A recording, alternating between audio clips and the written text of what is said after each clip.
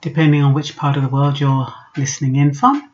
I'm Myrna Lloyd of Blackbright News, and I don't know if you're aware of it, but in the UK, our Black History Month starts in October. So to commemorate our Black History Month, I want to talk about the Windrush. I'm not quite sure how many of you know what happened and what is happening and what is going to happen. Well, in 1948, briefly, between 1948 and the 1960s, we had England, the UK, invited lots of people from the Caribbean over to the UK to help rebuild the country. So a lot of Caribbeans took advantage of that invitation. Now, when they took advantage of the invitation, they were from the British colonies, so they came over as British citizens or Commonwealth citizens, but they were considered British, so they didn't need any paperwork. All they needed to, because Jamaica and all those other islands were part of the British rule. So they all came over here, and I think they said about 500,000 between 1948 and about 1973. About 500,000 came over to help rebuild the country, and they were invited over. So that is the key thing. Now, because they didn't need any paperwork, they just lived here, they worked, they paid taxes, they did their jobs and whatever. What happened now when Theresa May got into power is that they decided that we had too much immigration. Now, they didn't think about it when in the 1990s they opened the doors to the European Union, because that is when the influx came, a massive influx, because the EU was a part of the UK, so they could just come willy-nilly. But what they did is, instead of, because they couldn't do anything about the EU, because with this Brexit thing and goodness knows what else, they decided to target the Caribbeans. And they had a target of how many they wanted to deport or force evict from the country. 230 a week, up from 12,800 a year.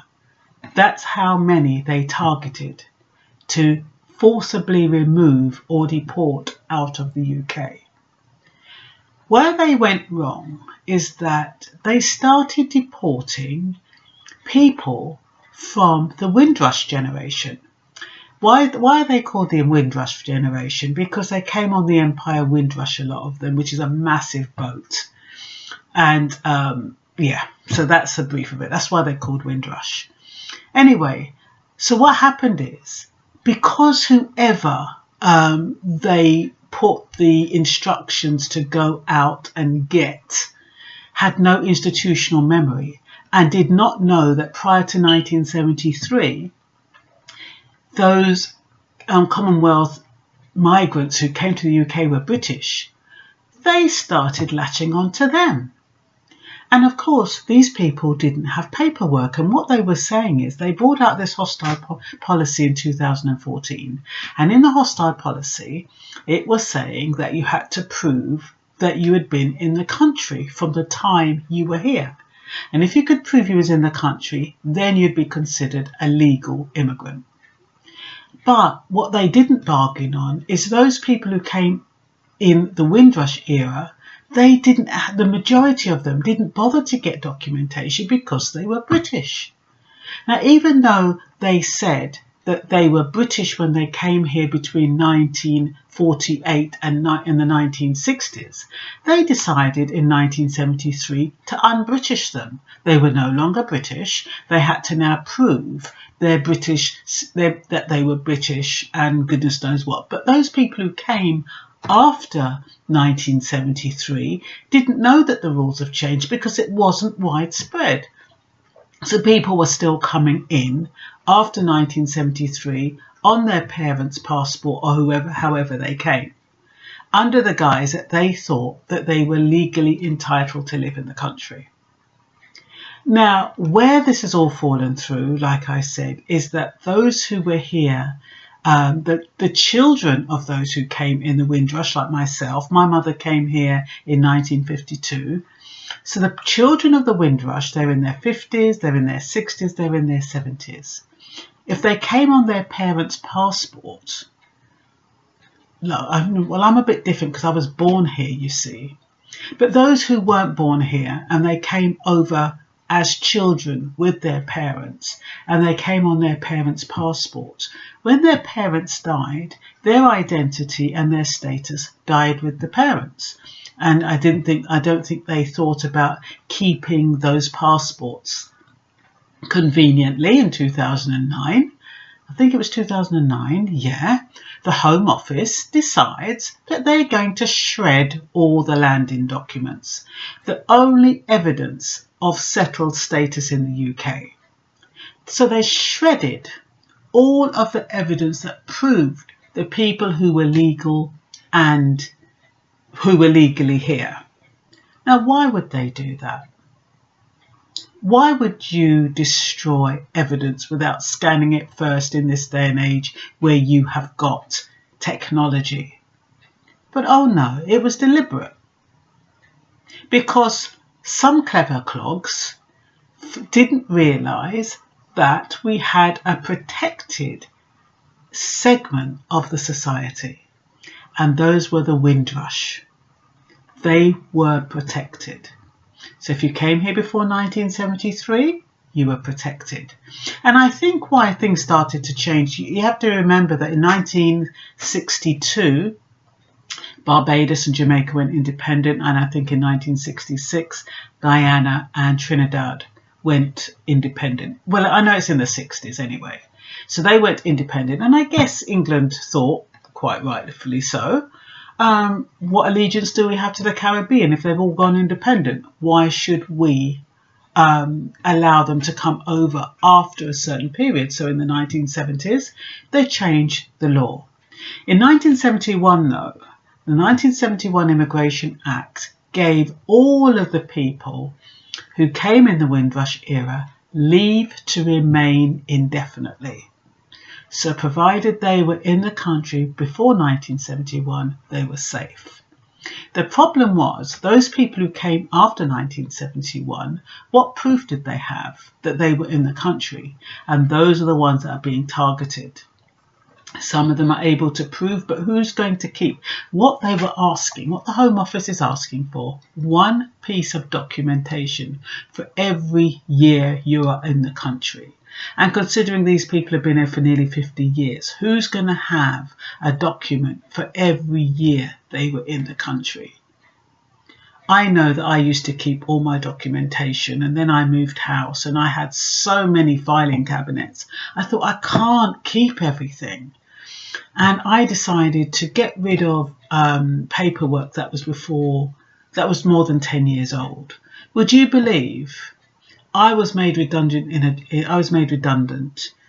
in 2009, and they were asking me for proof of, well, the Social Security were asking me for proof why I remortgaged my house in 2000. Anyway, I know it was just under the 10 years, and I had got rid of that documentation, thinking, okay, why would I need it?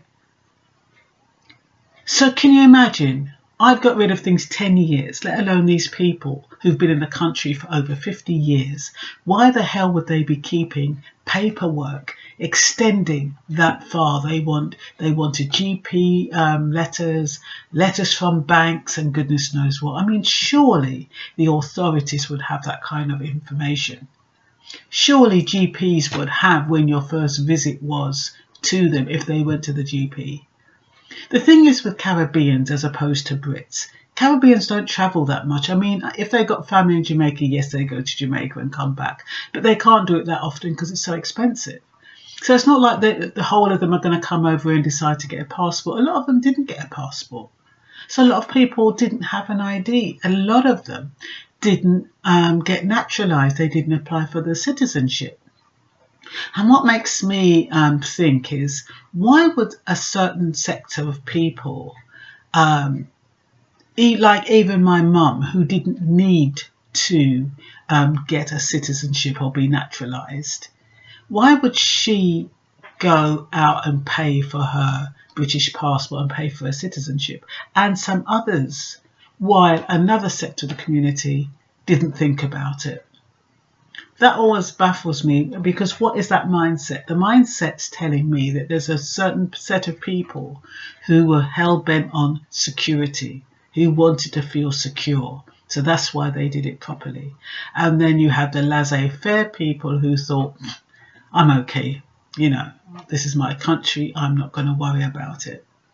But they should have realised that, you know, like in the 1970s where, you know, we had vans going around, wogs go home, niggers go home, blacks go home.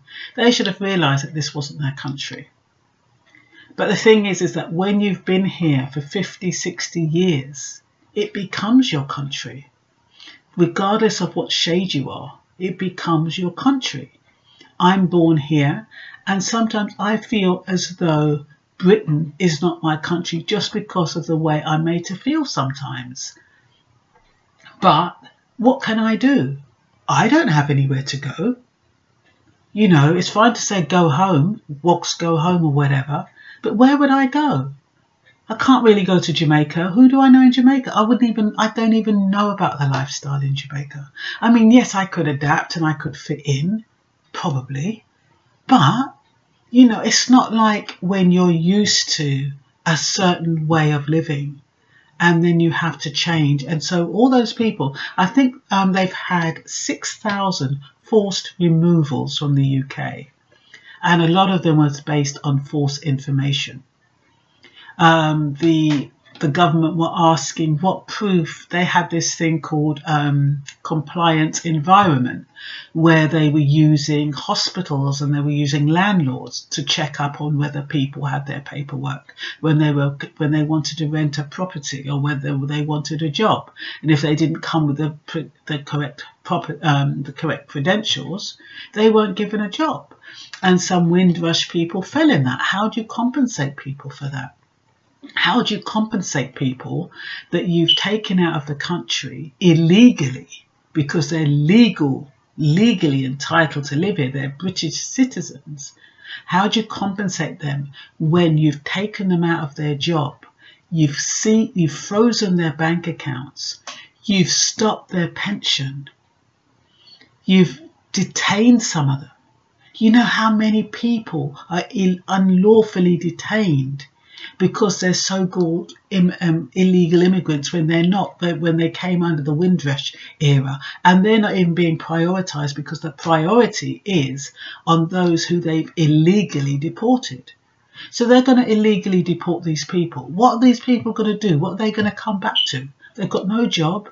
They've been out of the country goodness knows how long. They probably defaulted on their mortgage. So what are they going to do? So, okay, the government has apologised. They said they're going to compensate them. I'm sure they're only apologising for getting caught out, for doing it wrong. That's what they're apologising for. They're not apologising for the inconvenience, in my view. Yes, there's a lot of people out there who have been mistreated. And what's sad about all those people who have been illegally detained because they've got all their facts wrong and they got their paperwork wrong and they got the law wrong and the legislation wrong, is that they are actually criminalised. And technically, if you're criminalised, you can be deported. So that's why they want to keep them in there. They don't, you know, I was watching sorry to go on so much, but I was watching a programme and they were saying, why can't you tell us how many people you have detained, you know, under this Windrush thing, under this Windrush scandal? And they say, oh, we don't know, it's not our priority. The priority is how many we've wrongfully deported. But the fact of the matter is, you've got people in some kind of detention centre that is worse than a prison who have no business being there. And while they're there, they're unable to stabilise themselves. Their houses are going to ruin. They've got no jobs. A lot of them, they were paying pensions for all their years and they froze their bloody pensions. I know they can be reinstated. How long is that going to take? So it's a real mess, this Windrush thing. And, you know, I was watching something today. I don't know how long it's going to take to sort out, because very conveniently, nobody kept any records. And because a lot of it is race-based and it's on racism, a lot of it's based on racism, they didn't keep any records. They didn't think that they needed it. They thought that they could just get rid of these people, shove them under the carpet, go away. You know, some of them told them that if they didn't leave, they would be forced to leave in handcuffs. So some of them left voluntarily, and they call that self-deportation. They didn't need to leave, but they didn't know their rights. They didn't know. All they knew is that some authority came up to them and said, look, you've got no papers, therefore you don't belong here. A guy who had cancer, he paid taxes all his life. He was denied health care. Now they're reinstating the health care. A lady lost her job. She lost her home. Now they're reinstating her after giving her such a hard time. What do you do? She's been homeless for goodness knows how long. How can you compensate people who you've just made such a drastic mistake with? That's just like saying to my mum, get out.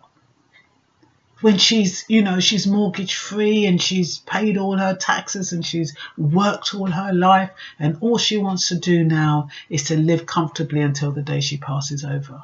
That's all she wants.